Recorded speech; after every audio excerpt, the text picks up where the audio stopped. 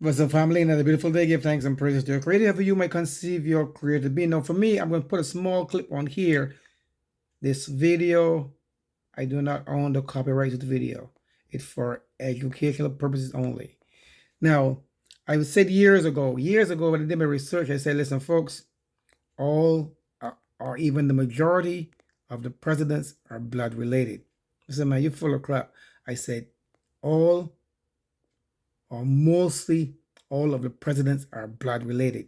That's why presidents are not elected, they are appointed. I'm going to put a small clip here for you guys to watch, and you guys can do your own research. It's called Are All US Presidents Related? And then again, I said the people before, if we all came from the same person from Africa, we all are blood related. But because you're white or Chinese or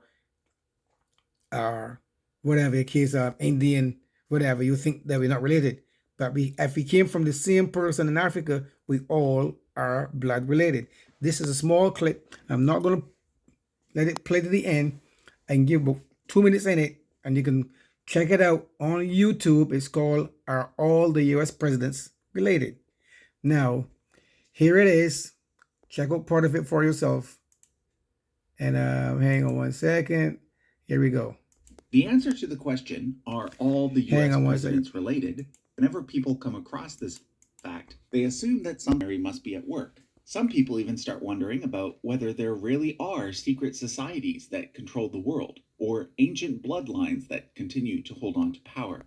Well, here's the thing. The answer to the question, are all the US presidents related, is in fact yes.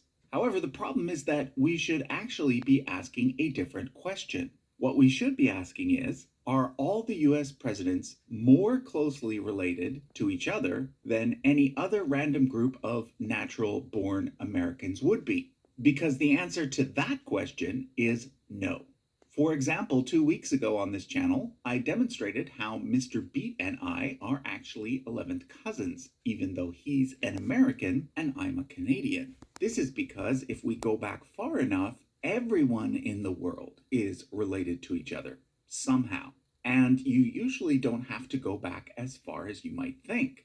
Today's video is actually a 3-part collaboration between Genie Vlogger, Mr. Beat, and Useful Charts. In Genie Vlogger's video, he's going to explain why it is that most of us are more closely related than you think. In Mr. Beat's video, he's going to talk about some of the US presidents who are in fact quite closely related. And in this video, well, I of course am going to show you a family tree chart, one that includes 20 US presidents. And I'm going to show you the closest connections that I could find between those 20.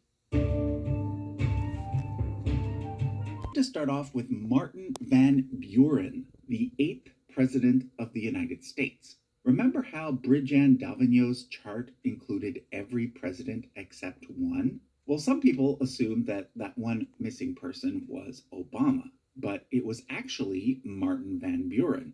Van Buren was the first person of Dutch descent, as opposed to British descent, to serve as president.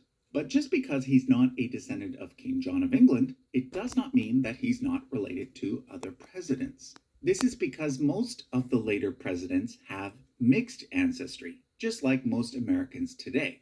For example, the 2 Roosevelts had Dutch, British, and French ancestors. You can see here that Martin Van Buren had a 3rd cousin who was the great-grandmother of Teddy Roosevelt, the 26th US president. This means that Teddy Roosevelt actually has a closer blood relationship to Van Buren than he does to Franklin Roosevelt. Of course, the 2 Roosevelts are also related, but not as closely as you might think. You have to go back 6 generations to find the Roosevelt ancestor that Teddy and Franklin share in common. That man was Nicholas Roosevelt. Teddy descends from his son Johannes, whereas Franklin descends from his son Jacob. This makes the 2 Roosevelt presidents 5th cousins. Another thing you might not have been aware of is that Eleanor Roosevelt, the wife of Franklin Roosevelt, was also a Roosevelt. Not just by marriage, but by birth. She was actually Teddy Roosevelt's niece. So the 2 presidents actually share a closer relationship through marriage than they do through blood. Franklin Roosevelt was the 32nd president, and he is often remembered by his initials FDR. Well, the D stands for Delano, which was his mother's maiden name. The Delano family descends from a man named Philip Delano, who arrived in New England just 1 year after the Mayflower, and he's actually the ancestor of 3 American presidents. In addition to FDR, he's also the direct ancestor of Ulysses Grant, the 18th president, and Calvin Coolidge, the 30th president. So that makes FDR and Ulysses Grant fourth cousins once removed, and FDR and Coolidge sixth cousins twice. Okay, you get the picture, so I don't have to say anymore. Do your research on that one, and you see that we all are related, and that's why all this BS of color and this person black and Hispanic and white and Chinese should come to an end. Because when you trace your family roots back, you will see that we all are actually related. But anyway, that's something that you all have to think about and come to grips with, and realize that it makes no sense fighting each other. Until then, folks, peace out. One love.